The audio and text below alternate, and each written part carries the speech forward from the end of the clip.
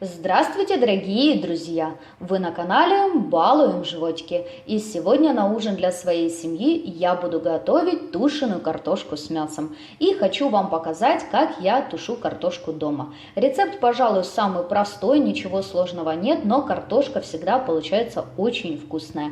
И готовлю всегда именно таким вот способом. Готовить сегодня я буду картошку в 5-литровой кастрюле, поэтому если для вас это большое количество, то смело делите продукты на 2. Для приготовления нам понадобится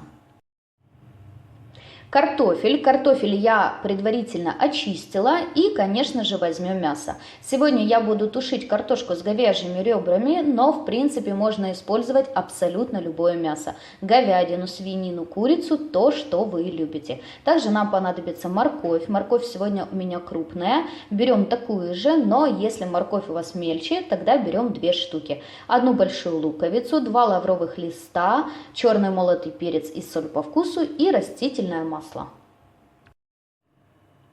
Хорошо разогреваем сковороду с растительным маслом и отправляем обжариваться мясо.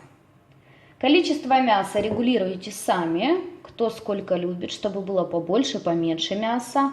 У меня сегодня 750 грамм на 5-литровую кастрюлю. Обжариваем мясо на среднем огне до румяности. Пока обжаривается мясо, нарежем лук и затем натрем морковь.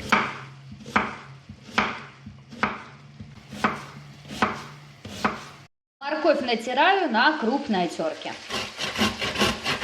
Мое мясо хорошенько подрумянилось. Это очень важно, хорошенько обжарить мясо, тогда картошка будет гораздо вкуснее. Теперь вот это мясо я перекладываю в кастрюльку, в которой буду тушить картошку.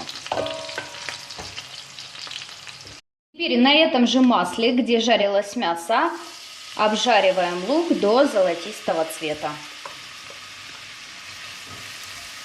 Как только лук подзолотился и стал мягким, отправляем сюда обжариваться морковь.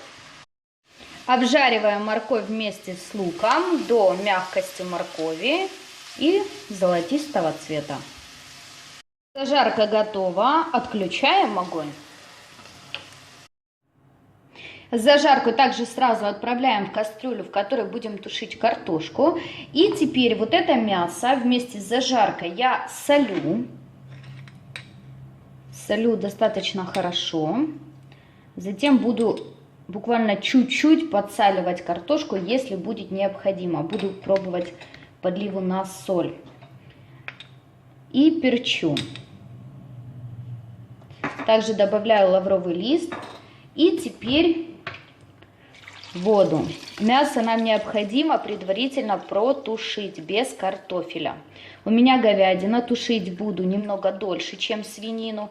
Если у вас свинина, то достаточно протушить приблизительно 1 час без картофеля. Я добавила приблизительно 1,5 литра воды на 5-литровую кастрюлю. И теперь включаю огонь и буду тушить мясо до готовности. Подлива моя закипела, накрываю кастрюлю крышкой и тушу до готовности мяса. Мое мясо хорошенько протушилось, стало мягким. Теперь мы продолжаем тушить мясо в то время, пока мы нарежем картофель. Затем будем тушить все вместе. Картофель нарезаем привычным для вас способом. Я нарезаю достаточно крупненько.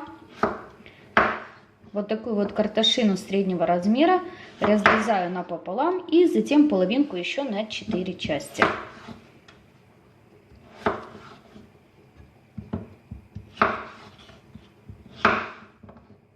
Нарезанный картофель отправляем в кипящую подливу.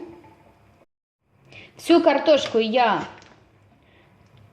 отправила в кастрюлю. И теперь предупреждаю, я перемешиваю всего лишь 1 раз. Как только я добавила картошку к подливе.